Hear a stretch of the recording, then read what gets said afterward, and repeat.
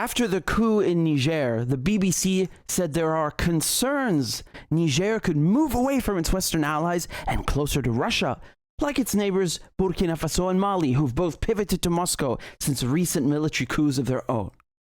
No, you mean that they're sick of France occupying them and they want their country back. There, I fixed it for you. See, Niger is a country famous for its uranium. When we talk about neo-colonialism, this is one of the best examples. The French are heavily dependent on nuclear energy, and 1/3 of French homes are powered by uranium that comes from Niger, the Eiffel Tower even. Meanwhile, in Niger, 80% of the population do not even have electricity. France needs Niger's uranium so much, and yet Niger is the second poorest country in the world. How is this possible? Because the French are robbing them blind, taking and giving pennies.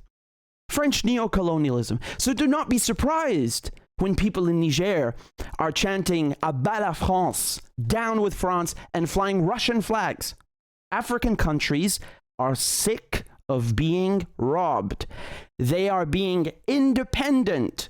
They are choosing to pivot away from Western colonizers because they see the Russians and the Chinese do things by the book. They are straightforward with you. Whereas we in Britain, in France, in Europe, we have a history of lying, cheating, and stealing. That is our legacy in Africa. And yet the BBC and CNN, they want you to think that Russia and China are debt-trapping Africa, like as if we didn't. They speak about African leaders as if they are children, as if they are stupid, like they don't understand what's good for them. Oh, they need the white man. They need Western troops and Western corporations to come and save them. Ha ha ha. Really? Yeah, I've seen this film before. People are so desperate to run away from the wars, from the plundering that we have inflicted on Arabia, on Africa.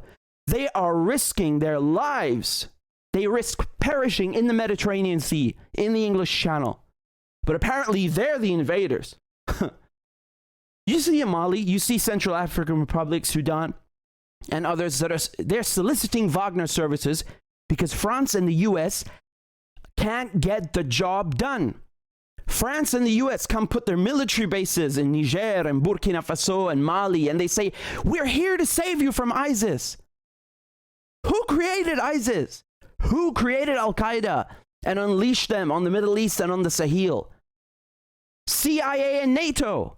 There was no ISIS before we destroyed Iraq, before we destroyed Syria, before we destroyed Libya. That wasn't a thing.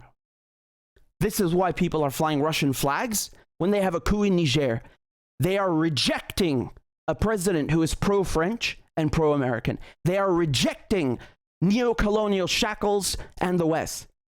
And then, of course, they're going to go look elsewhere. They will look towards Russia and China, towards the competitors who treat them as equals. It's not that difficult to understand.